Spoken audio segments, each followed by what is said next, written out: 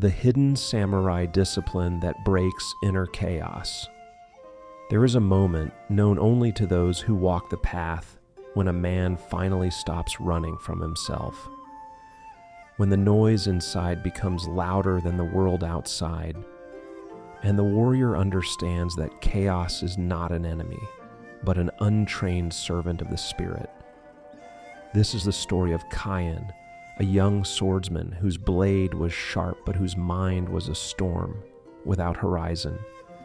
He sought strength and speed, control and force, and peace through victory.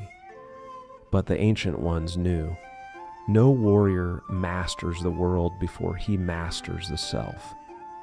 On the night his fear finally broke him, Kayan was led into the mountains to meet a forgotten master, a silent monk known only as the Keeper of Stillness. From him, Kayan would learn the ancient system that the old samurai guarded more fiercely than their steel, the discipline of presence, a path that shatters ego, confronts fear, and forges inner order from the ruins of the mind. This tale is not about war, it is about the battlefield within, where untamed thoughts become enemies and silence becomes the sharpest blade. Walk carefully. For the discipline you are about to witness does not merely train the warrior, it transforms him. Chapter Rod. The storm within, a blade without mastery. Listen closely. A warrior's downfall rarely begins on the battlefield. It begins in the quiet, in the places where no one is watching, where the mind whispers louder than steel ever could. Kayan was known throughout his province as the Swift Ember, a swordsman whose blade moved so quickly that opponents often saw the strike only after it had landed. But talent, like fire, burns brightest when least controlled. And beneath the praise, beneath the reputation, a storm churned. It had been building for years. Each night, Kayan woke drenched in cold sweat, heart pounding as if chased by an invisible hunter. His dreams were filled with shadows of failure, visions of falling, losing, being exposed as weaker than the world believed him to be. Fear lived inside him like a quiet animal, caged but pacing, waiting for the moment to break free. And that moment came. On the morning of the autumn tournament, Kayan stepped into the ring before hundreds. He faced a lesser-known challenger, a calm swordsman with steady eyes. The duel should have been effortless. But when the signal sounded, Kayan's mind erupted, doubt thundering, thoughts scattering, the storm rushing through every nerve. His blade trembled. The strike he released was fast but unfocused. The return blow struck him cleanly across the ribs, dropping him to the ground before the audience. Gasps, whispers, the sound of his reputation cracking. But louder than all of it was the roar of his own mind. You are not who they think you are. Shame flooded him. He fled the arena before the healers arrived, running blindly into the neighboring forest, branches tearing at his clothes, the world a blur of green and panic. He ran until his legs failed and collapsed beside a stream. There, breath shaking, spirit fractured, he finally whispered the truth he had never allowed himself to face. I am losing myself. The forest held its silence, but Kayan was not alone.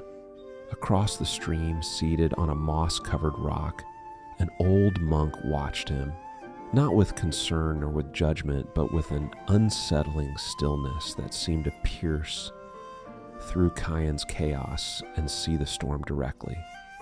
The monk's robes were simple, woven in faded earth tones, and his posture was effortlessly upright, like a mountain disguised as a man. You run quickly, the monk said, his voice as calm as the stream, but your presence is weak. Kayan stiffened. How long have you been watching? Long enough, the monk replied. Long enough to see that you swing your blade with spirit, but live your life without it.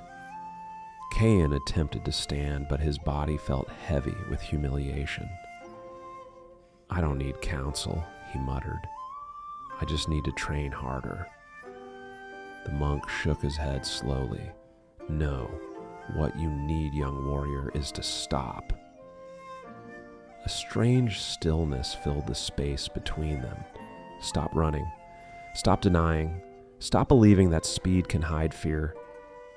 The monk rose, and despite his age, his movements were precise and controlled, like a man who had long ago mastered not just his body, but his mind.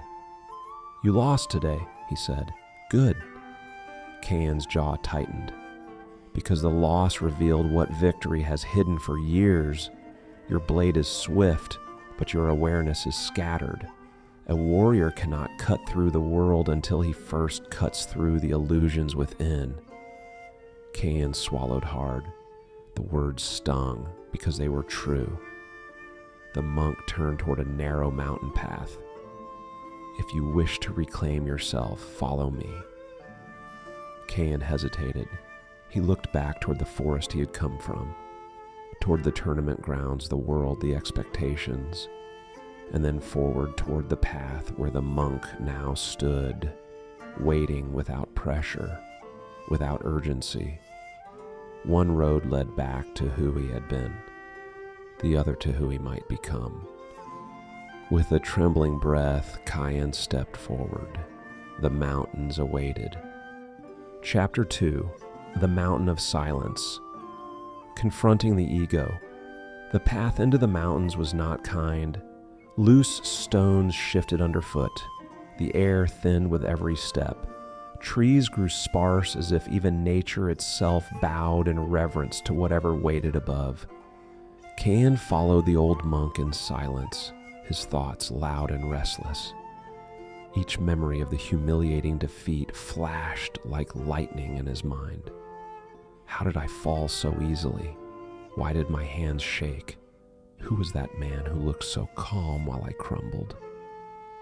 The monk walked steadily, unhurried, as though time obeyed him, not the other way around. Hours passed. At a certain height, the sounds of the village below faded, replaced by the whisper of wind moving through stone and faded grass. The world narrowed until there was only breath, footsteps, and sky. Finally, the trail opened into a ledge carved into the mountain. Built upon it was a small temple of worn wood and stone, modest yet immovable, like a thought held without distraction. This is where warriors came, the monk said quietly, when they were done pretending they were strong. Cain studied the temple. No banners, no trophies, no proof of glory. What is this place? He asked. The monk turned to him. Not a place, he replied. An instrument, a mirror for those who dare to look directly at themselves. He pushed open the wooden doors. Inside there was almost nothing. A tatami floor, a few cushions, an altar with no deity, only a single stone. The silence was so deep it felt like sound had never existed here. Cain shifted uneasily. Where are the other disciples, the weapons, the training grounds? The monk's eyes softened. We train what matters first, he said.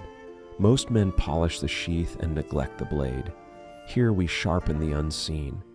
He motioned to a cushion on the floor. Sit. Cain frowned. I came here to become stronger, to restore my honor. And that, the monk cut in gently, is exactly why you must sit. Reluctantly, Cain sat cross-legged. The cushion felt thin. The air felt cold. Close your eyes, the monk instructed. Cain hesitated, but obeyed. Now, the monk said, observe. At what? Cain muttered. There is nothing. The monk's voice stayed calm. Listen to your breath. Feel the weight of your body. Watch the thoughts as they come. Do not fight them. Do not feed them. Simply see them. Minutes dragged like hours. Kayan's knees ached, his back complained, but louder than the body was the mind. Thoughts charged in, anger, embarrassment, the image of the crowd's eyes, the moment of the blade striking his ribs. He clenched his jaw. "I can't stop thinking," he growled. "Good," the monk replied. "You are not here to stop thinking. You are here to notice that you are thinking." The words slipped under Kayan's skin. "In the world below," the monk continued, "men mistake their thoughts for truth. A single fear appears, and they say, 'This is who I am.' But your thoughts are like clouds. You are the sky that holds them." Kayan opened his eyes, frustrated. "This is useless," he snapped. "Real warriors train their bodies, their reflexes, and their ego speaks in their name," the monk said softly. Something in his tone disarmed Kayan more than any strike. "You lost your duel," the monk continued, "not because your opponent was stronger, but because a voice in your mind said, 'I must not lose.' And when that voice trembled, your body followed." He stepped closer, his gaze unwavering. Modern scholars would call it the hijacking of the nervous system, the fight or flight storm that floods your blood with fear. But long before they named it, the samurai studied it. They understood. If the mind is a storm, the sword becomes wind-blown debris. Kayan looked down, breathing hard. "So what do I do?" he whispered. The monk lifted a finger and pointed to the cushion. "Sit," he said again. "Face the storm. Learn its movements. This is discipline, to stay when every part of you wants to escape." Kayan swallowed. He didn't want this. He wanted drills, commands, motion. Instead, he was being asked to confront the one thing he'd always avoided, his own mind. But something deep within him, a quiet, buried instinct, knew this was the path he had always been walking toward. He closed his eyes once more and surrendered to the simple, brutal practice of staying still. Outside, the mountain wind howled. Inside, a different storm began to reveal its shape. The first fracture in his ego had been made. Chapter 3: The Trial of Darkness, Entering the Inner Battlefield. There comes a moment in every warrior's training when the external world can no longer teach him anything. When another kata, another drill, another hour of sweat would only strengthen the armor, while leaving the cracks beneath untouched. The Keeper of Stillness knew Kayan had reached that threshold. After days of silent practice, breathwork, and ego-cutting observation, the master approached Kayan at dusk, when the sky was a slow-burning ember fading into night. "Your mind grows quieter," the monk said, "but silence in daylight means nothing. Many men are calm when the world is visible. Few remain calm when the world disappears." Kayan's brows tightened. "What do you mean?" The monk gestured toward a mountain ridge. Beyond it lay a cavern mouth, a black wound carved into stone. "This," he said, "is where the samurai confronted fear before they ever confronted an enemy." Kayan felt a chill ripple through him. The cave seemed to inhale the fading light, exhaling only stillness, a stillness too absolute to be natural. "It is called the Shadow Chamber," the monk continued. "No weapons, no fire, no guidance except your breath. You will enter at nightfall and remain until sunrise." Kayan's pulse quickened. "I am ready," he said instinctively. "Are you?" The monk's gaze sharpened. "You believe fear comes from what you see, but the greatest fear rises when there is nothing to look at but yourself." The words struck deeper than Kayan expected. He followed the monk to the cave entrance. The air that flowed out was cold like the exhale of something ancient, "You must understand," the monk said softly. "The darkness will not create your demons. It will only reveal the ones you've been running from." Cain swallowed, the memory of his recent failure clawing its way back to the surface. The trembling hands, the shaking breath, the voice whispering, "You are not enough." He stepped forward anyway. The monk touched his shoulder. "Remember this, fear is a messenger. Do not try to kill it, listen to it, and its message will collapse." With that, the monk turned away, leaving Cain at the mouth of the void. Cain hesitated only once, a small quivering pause, then entered. The darkness swallowed him whole. Inside, the world vanished. No outline, no shapes, only the sound of his breath and the echo of his heartbeat pulsing like a distant drum. Cain felt along the cave wall, finding a flat space to sit. He lowered himself, closed his eyes, and realized instantly that it made no difference. The darkness behind his eyelids was the same as the darkness before them. Minutes passed. Then the mind began its assault. At first came small echoes, fragments of old memories, faces of those he disappointed, the sting of the duel he lost. But soon the shadows inside the cave deepened, and with them rose deeper fears. Every regret he had buried, every moment he had pretended he was strong, every illusion that had once protected him was now stripped bare. He felt his breath quicken, his chest tighten. A whisper, not from the cave but from within, slid across his thoughts. "You are alone. You are weak. You cannot escape yourself." Cain clenched his fists. The instinct to run, to flee the cave, the mountain, the training, surged through him like wildfire. His pulse thundered. His mind spiraled. The cave had become a battlefield, but there was no enemy to strike, only himself. Chapter 3, The Art of Stillness and Motion, Reforging the Warrior. Dawn broke like a blade of gold across the mountain peaks when Cain emerged from the shadow cave. He did not walk out. He rose as if the darkness had carved away everything unnecessary and left behind only the essential shape of a warrior. The keeper of stillness stood waiting, hands folded calmly, eyes knowing. "You have seen what fear becomes in darkness," the master said. "And now you will learn what presence becomes in motion." Cain bowed deeply. But something was different this time.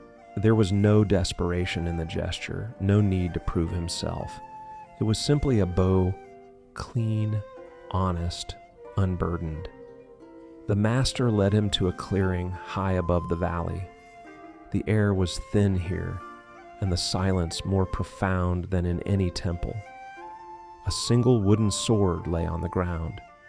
Cain reached for it. The master shook his head. "Not yet." He stepped beside Cain and demonstrated slowly, excruciatingly slowly, a simple downward strike. The movement flowed like water, yet carried the quiet certainty of falling stone. Cain waited for something more advanced. Nothing came. "That is the lesson," the master said. "One strike, one breath, one intention." Cain frowned. "Master, I can perform this technique in my sleep." "Precisely," the monk replied, "and you have been sleeping through your life doing it." The words stung, but Cain understood. For years, his strength came from speed, from reacting faster than thought, from outrunning everything he didn't want to feel. But speed had become his cage. "Take the stance," the master instructed. Cain obeyed. "Now breathe, not to calm yourself, but to feel yourself." Cain inhaled slowly. The cold mountain air filled his lungs, the sharp clarity of oxygen awakening nerves he had never paid attention to. The master watched closely. "Where is your weight?" on the balls of my feet. Where is your mind? Not fully here. Then your strike is not yet born. Can reset again and again. Each repetition forced him deeper into his own body, not to dominate it, but to inhabit it. Hours passed. The wooden sword remained untouched. Why no weapon? Kyan finally asked. A sword amplifies the spirit that holds it, the monk said. If your spirit is scattered, your blade becomes chaos. If your spirit is steady, your blade becomes truth. He guided Kyan's hands into the beginning of the motion. Slow is the teacher of the fast. Kyan exhaled and lowered his body with deliberate intention. Every muscle awakened, every breath aligned. The movement became less of a technique and more of a conversation between body and breath, mind and motion. By afternoon, sweat dripped from Kyan's chin. He had performed only a handful of strikes, yet each felt like lifting a mountain. Why does this feel harder than combat? He panted. The master smiled gently. Because combat distracts you from yourself. Stillness removes the distraction. Kyan steadied his breath. Presence, he realized, was not passivity. It was precision, the ability to act without interference from the storms within. Tomorrow, the master said, you will take up the wooden sword. But today you must learn the truth that every ancient warrior knew. Mastery is not speed, but alignment. Kyan nodded slowly. He felt no frustration this time, only curiosity, a hunger not for victory but for understanding. The sun dipped low behind the mountains, casting long shadows across the training ground. Kyan held the stance one final time, and for a fleeting moment, he felt the stillness move. A new kind of strength began awakening inside him. Subtle, quiet, unshakable. A strength born not from force, but from awareness. Chapter 5, The Return to Chaos, Walking the Path Beyond the Mountain. The day Kyan descended from the mountain, the world looked unchanged, but he no longer was. The village below buzzed with its usual rhythm. Merchants shouted prices. Children chased each other through narrow streets. Warriors trained in courtyards, their shouts sharp as steel striking stone. Yet to Kyan, everything moved with a softness he had never noticed. There was space between every sound, space within every breath, and a stillness beneath every action. Presence had altered the very texture of the world. The keeper of stillness walked beside him, staff tapping lightly against the earth. You return not to prove what you've learned, the monk said, but to live it. The true test of discipline is not in temples or caves, but in the noise you once fled. Kyan listened, not merely to the monk's words, but to the subtle shifts in his own body. The rise of breath, the grounding of his footsteps, the absence of the old storm. For the first time in his life, his mind did not run ahead of him. At the village gate, the monk stopped. This is where our paths separate, he said. Kyan turned sharply. Master, surely there is more training. There will always be more, the monk replied. But training must now come from your life, not from my instruction. Kyan bowed deeply. Remember, the master said, presence is not something you do, it is something you become. Then the keeper of stillness stepped back into the mountain path, fading into distance like a stone dissolving into fog. Kyan stood alone at the edge of the village. He inhaled, placing one palm on the wooden sword at his side, not as a crutch, but as a companion. Inside him, stillness breathed quietly. He entered the village. At once, eyes turned, whispers rippled. Is that him? The swift ember. He vanished after the tournament. Was he recovering from shame or training?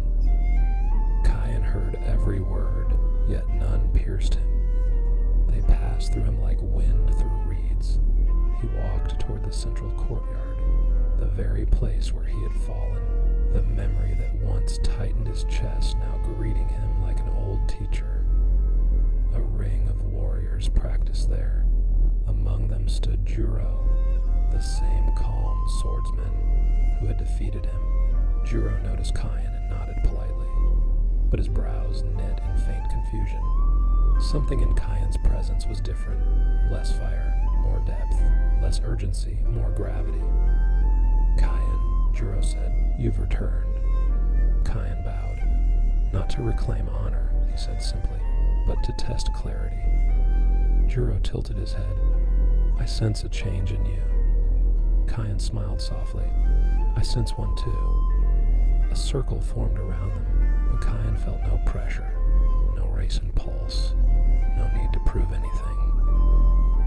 He and Juro stepped into position. Kyan drew the wooden sword. Lightly, his movements unforced, guided not by tension but by alignment. Juro struck first in a fast, precise arc, but Kyan saw more than the blade.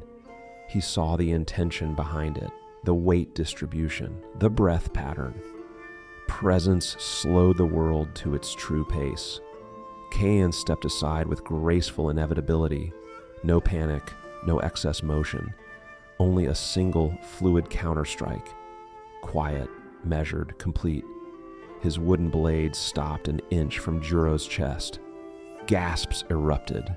Not because of the strike itself, others could have executed it, but because Kyan had done it without fire, without frenzy, without ego. Juro exhaled, astonished. You've become something else. No, Kyan said softly. I've become what I always was before fear scattered me. The courtyard fell silent. Kyan lowered his sword as if lowering a thought. Presence radiated from him, steady and unshaken. And for the first time, the villagers did not see the swift ember. They saw a warrior of depth, forged not by triumph, but by transformation. When Kyan learned to control his blade, the village respected him. But when he learned to control his mind, the world could no longer shake him. And now, the path turns toward you. You who watch this story because something inside you is tired of living with scattered thoughts, soft habits, or hidden chaos. You who know deep down that your greatest battle has never been with the world, but with yourself. The ancient samurai didn't chase motivation. They trained focus, presence, discipline. They became unshakable not by chance, but by choosing clarity over chaos every single day. So ask yourself, where does your chaos still rule you? And are you willing to take the next step? If this story resonated, if it stirred something you can't quite name yet, subscribe to Focus Dojo not for entertainment, but to continue training the mind the way the ancients trained the sword. Comment below, I walk the focus path. Let this be your initiation. Like and share this video to help other silent warriors discover the discipline that Kyan found in the mountains. This is Focus Dojo, where ancient warrior wisdom becomes modern mental mastery. And remember, a warrior isn't the one who avoids the storm. A warrior is the one who walks into it with clarity, presence, and unshakable focus. Your training begins now. Walk the path with discipline, and the world will follow.